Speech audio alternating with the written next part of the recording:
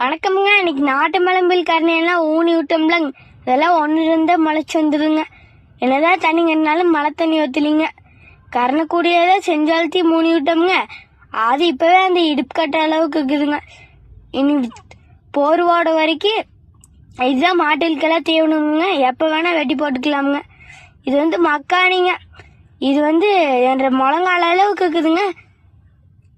மக்கானையும் செஞ்சாலத்தி ஒன்னாத்தான் வச்சோமுங்க, சீக்கிரமா வந்துடுதுங்க.